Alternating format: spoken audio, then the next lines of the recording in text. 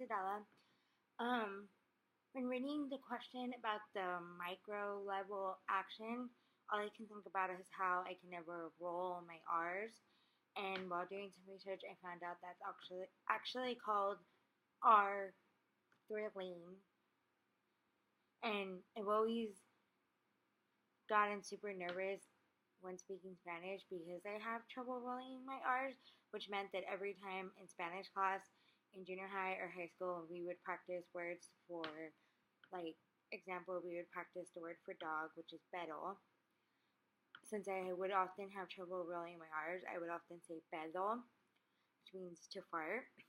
So I would get really, really embarrassed because junior high kids would, of course, point that out. And I also have these memories of my teacher standing in front of me, literally being like, roll your R's, put your tongue like this and go like this. Over and over and over again. And I would mostly just want to hide because I was thinking, can you move on? Like, yes, I know I said fart instead of dog, but, and I also have memories of my grandma's friends doing the same thing, especially when I got older.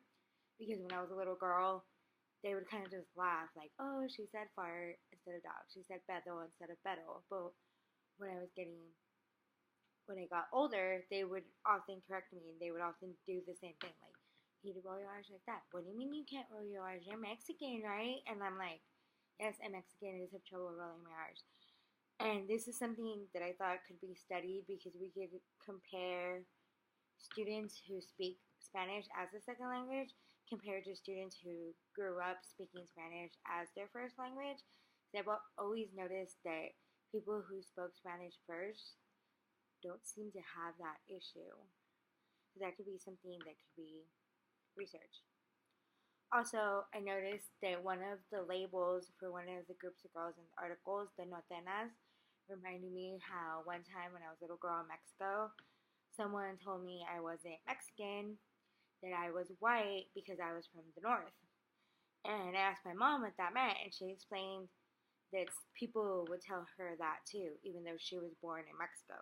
They would tell her because she became an American citizen and she crossed over to the Rio Grande Valley that she was no longer Mexican, even though she spoke Spanish and that's where she was from, that she was now from the north. She was now white. She was not Mexican.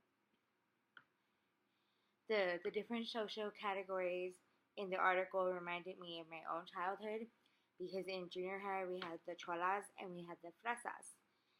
There was also the wannabes in that group too.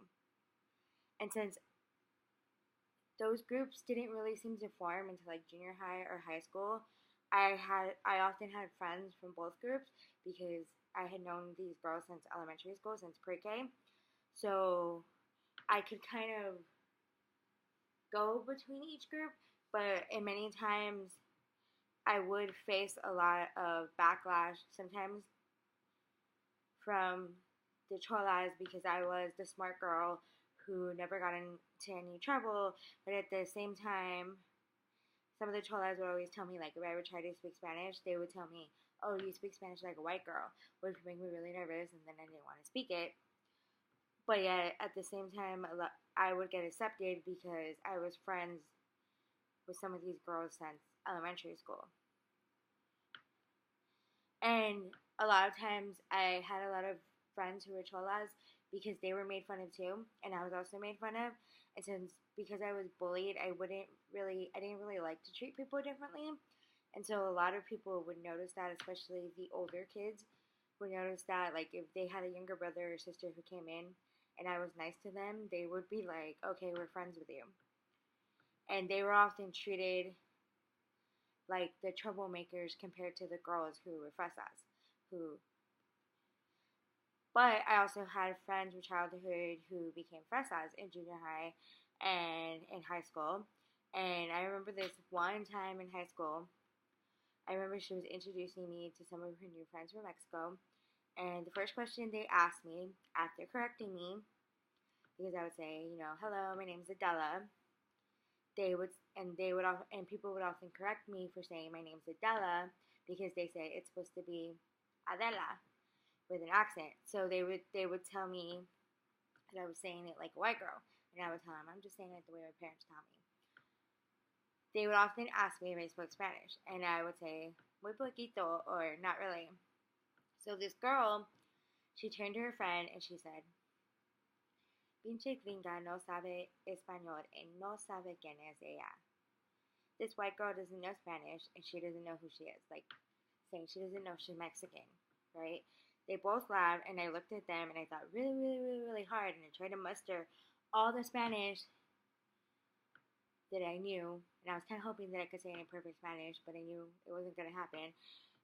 But I was really tired of being picked on or being told that I wasn't Mexican enough. So I looked at them both and I said, "This pinche gringa tiene una nombre y yo no puedo hablar español, pero entiende." I said, "This white girl has a name. I may not be able to speak Spanish, but I can understand." My friend laughed while the two girls just looked at me like, "What the hell just happened?" And my friend laughed and said, "You do realize that the people, she grew up in the valley. Like, even though she's not from Mexico, she grew up in the valley. She grew up around Spanish, which is what I would often tell my Mexican friends when they would make fun of white people in high school, like the country people. Like, they would make fun of them in Spanish, and then the people who were considered white or country would speak it back to them perfectly. And my friends would be like, "Well, how do they know Spanish?" Because they grew up in the valley. Like, they grew up in the Rio Grande Valley. Like, they know Spanish just because they're not from Mexico. They still know it. I also noticed that when it comes to ethnic consciousness, the one group of the girls, which was the norteñas, consider themselves chicanas, which means that they consider themselves to have ties not just to Mexico, but ties to the United States. While one group, the slawenas, felt like they were just Mexican. And Mendoza compares the study done by Galeano and how he studied girls to fit a more traditional role of girls, and how the group of girls in this article by Mendoza don't fit that traditional role because they were fighting, basically because they were in a gang. So they were fighting, they disobeyed their parents, and they stayed out too late. And this also reminded me of how the cholas and the fresas they seem to be on, if you would look at the traditional female roles, they seem to be on opposite ends of the gender spectrum. Like, they were still both female. They still both wore makeup, but the cholas wore makeup that was really simple. It was brown lip liner, chapstick. They would draw in their eyes, and the fresas seemed to wear makeup like they would buy expensive makeup. They would wear everything. They would wear the blush, the lipstick, the lip liner, stuff like that. So they both still wore makeup, but it was on different lines. And the fresas would dress more girly with dresses and skirts and almost skinny jeans, except they didn't really have them back then. So it would be more like low-rise jeans. While the cholas seemed to dress like their male gang counterparts with, baggy. When I was in junior high, we had a uniform, so they would wear baggy khaki pants with sometimes over their uniform shirt, the blue polo, they would wear flannel shirts, and so they were both still female, but their roles were different. And the cholas were often treated like troublemakers and not given chances academically, even though some of them were smart compared to the fresas, but yet some of the fresas were still troublemakers. They would still get into fights. They would still gossip about other girls. They were still troublemakers, but they fit that more traditional role, even in the way they talked, because they would talk Spanish, but it was